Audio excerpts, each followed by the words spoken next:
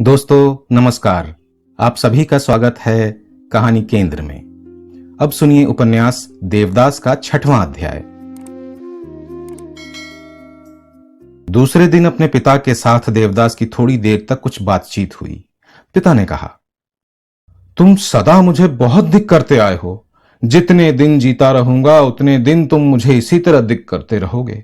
तुम्हारे मुंह से ऐसी बात निकले, इसमें कुछ भी आश्चर्य नहीं। देवदास चुपचाप सिर झुकाए बैठा रहा। पिता ने कहा, मैं इन सब बातों में नहीं पड़ता। जो कुछ करना हो वो तुम और तुम्हारी मां मिलकर तय कर लो। देवदास की मां ने यह बात सुनकर रोते हुए कहा, बेटा, ये भी मेरे भाग्य में लिखा था। देवदास उसी दिन बोरिया बिस्तर बांधकर कलकत्ता चला गया। ये बात सुनकर पार्वती के मुख पर कठोर भाव भर आए और वो अत्यधिक कठोर हंसी हंसते हुए चुप हो गई। पिछली रात की बात कोई जानता नहीं और उसने भी वो बात किसी से नहीं कही। हां, मनोरमा आई और बोली, पार्वती, सुना है कि देवदास कलकत्ता चले गए। हां, तो फिर तेरा क्या उपाय किया? उपाय की बात वो खुद ही नहीं जानती थी, दूसरे को क्या बताती। आज कई दिनों से वो बराबर यही सोचती आ रही है, लेकिन फिर भी किसी तरह तय नहीं कर पाई कि उसे आशा कितनी है और निराशा कितनी। ये बात जरूर है कि ऐसे बुरे समय में जब मनुष्य को आशा और निराशा का कोई किनारा नहीं दिखाई देता, तब दुर्बल मन डर के मारे आशा की पतवार को ही खूब कसकर पकड़े रहता है। जिस बात के होने में उसका मंगल है, उसी बात की वो आशा करता है। चाहे इच्छा से हो या अनिच्छा से, वो उसी ओर उत्सुक नेत्रों से देखना चाहता है। पार्वती भी इस अवस्था में बहुत कुछ जोर लगाकर आशा कर रही थी कि कल रात वाली बात अवश्य ही विफल न होगी।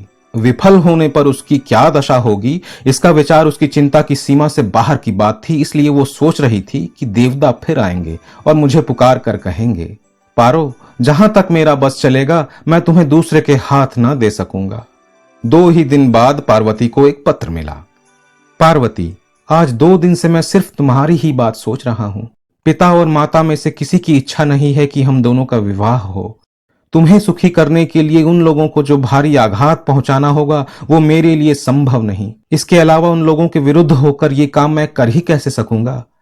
तुम्हें फिर कभी पत्र लिख सकूंगा इसकी भी संभावना नहीं। इसलिए इसी पत्र में सब कुछ खोल कर लिख रहा हूं। तुम्हारा घर नीच है। कन्या को खरीदने बेचने वाले घर की लड़की मां किसी तरह भी अपने घर में नहीं लाएंगी और घर के पास ही समधियाना करना भी उन्हें बहुत नापसंद है। बाबूजी की सब बात तो तुम जानती ही हो। उस रात की बात याद करके मुझे बहुत ही क्लेश हो रहा है।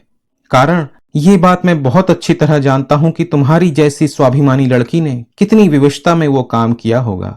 एक बात और है, ये बात कभी मेरे ध्यान में नहीं आई कि मैं तुम्हें इतना अधिक चाहता हूं कि तुम्हें पत्नी बनाऊं। आज भी मैं अपने हृदय में तुम्हारे लिए कुछ बहुत अधिक कष्ट का अनुभव नहीं कर रहा हूं। मुझे केवल इसी बात का दुख है कि तुम मेरे लिए कष्ट पाओगी। कोशिश करके मुझे भूल जाना और मैं हृदय से आशीर्वाद देता हूं कि तुम इसमें सफल हो। देवदास। देवदास ने जब तक ये पत्र डाक खाने में नहीं डाला था तब तक वो एक बात सोच रहा था, लेकिन पत्र रवाना करने के तुरंत बाद ही वो दूसरी बात सोचने लगा। अपने हाथ का ढेला फेंकने के बाद वो एकटक उसी तरफ देखता रहा। उसके मन में एक अनिर्दिष्ट शंका धीरे धीरे जड़ पकड़ रही थी। वो सोच रहा था कि वो ढेला पारो के सिर पर किस तरह पड़ेगा। क्या उसे बहुत तेज चोट लगेगी? वो बच तो जाएगी?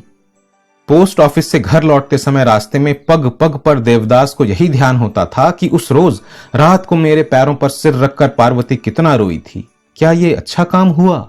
सबसे बढ़कर देवदास ये सोच रहा था कि जब खुद पार्वती का कोई दोष नहीं है तो फिर माता पिता क्यों मना कर रहे हैं। कुछ तो वयस्क होने के कारण और कुछ कलकत्ता में रहने के कारण।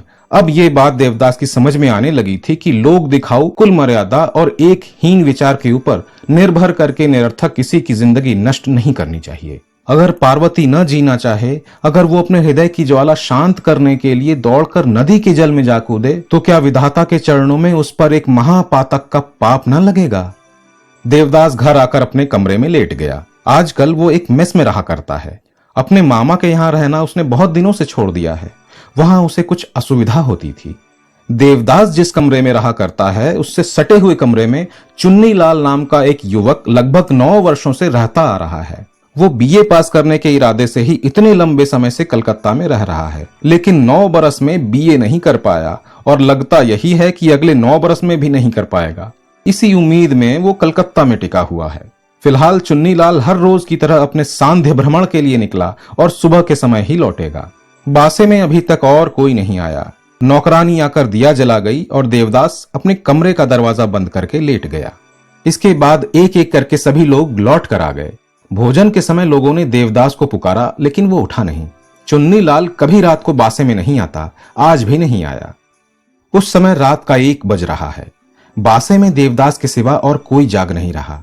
तभी चुन्नीलाल लौटकर आया और देवदास के कमरे के सामने खड़ा हो गया। दरवाजा बंद है, लेकिन अंदर रोशनी जल रही है। उसने पुकारा, देवदास, जाग रहे हो? देवदास ने अंदर से उत्तर दिया, हां, आज इतनी जल्दी आ गए? चुन्नीलाल ने कुछ हंसकर बोला, हां, आज कुछ स्वास्थ्य ठीक नहीं लग रहा है। ये कहकर वो चला गया। कुछ देर बाद वो फिर लौट कर आया और बोला, देवदास, जरा दरवाजा खोल सकते हो? हां हां, खोल सकता हूं, क्यों?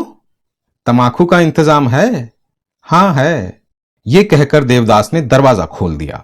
चुन्नीलाल तमाकू भरने बैठ गया और बोला, देवदास, तुम अभी तक जाग क्यों रहे हो?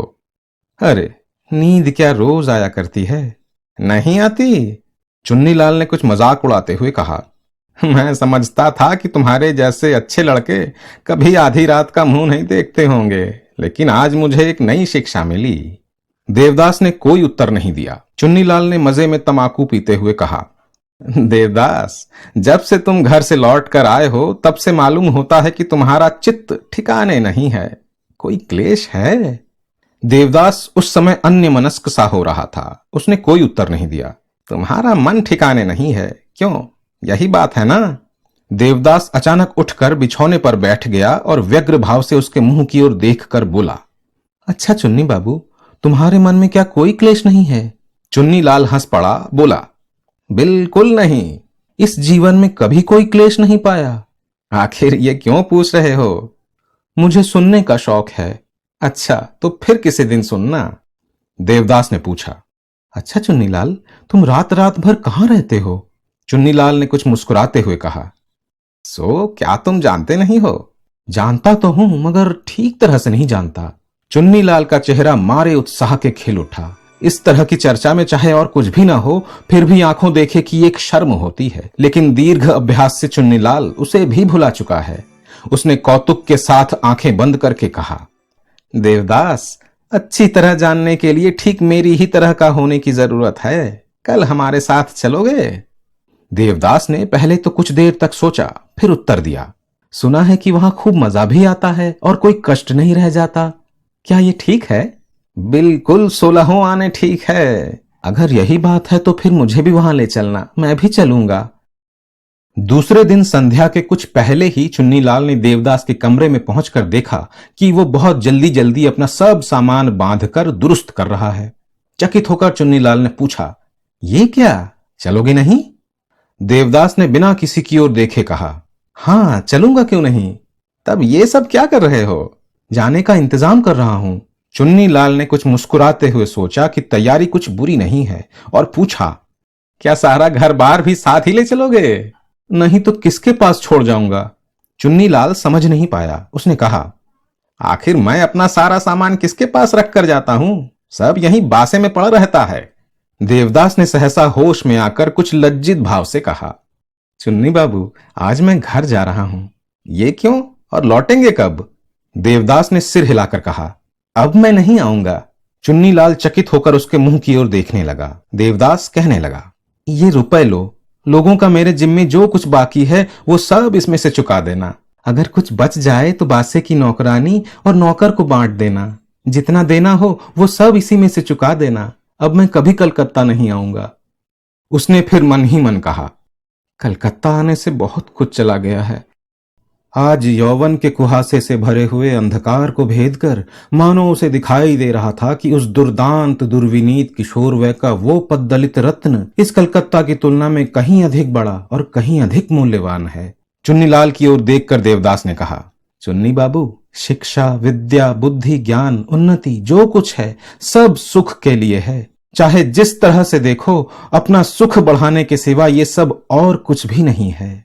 चुन्नीलाल ने उसे बीच में ही रोक कर कहा, तो क्या अब तुम लिखना पढ़ना सब कुछ छोड़ दोगे? बिल्कुल, अगर मुझे पहले ये मालूम होता कि सिर्फ इतना पढ़ने लिखने से ही मेरा इतना अधिक नुकसान हो जाएगा तो मैं इस जन्म में कभी कलकत्ता का मुंह भी नहीं देखता। आखिर तुम्हें हो क्या गया है? देवदास सोचने लगा, फिर कुछ देर बाद बोला, अगर फिर कभी भेंट होगी तो सब बातें बताऊंगा। उस समय रात के लगभग 9 बजे थे। बासे के सब लोगों ने और चुन्नीलाल ने अतिशय विस्मित होकर देखा कि देवदास गाड़ी पर अपना सारा असबाब रखकर और बासा छोड़कर मानो सदा के लिए अपने घर चला गया। उसके चले जाने पर चुन्नीलाल ने नाराज होकर बासे के और सब लोगों से कहा, इस तरह के रंगे सियारों को कोई जल्दी नहीं पहचान सकता। कल सुनिए उपन्यास देवदास का अगला अध्याय। धन्यवाद।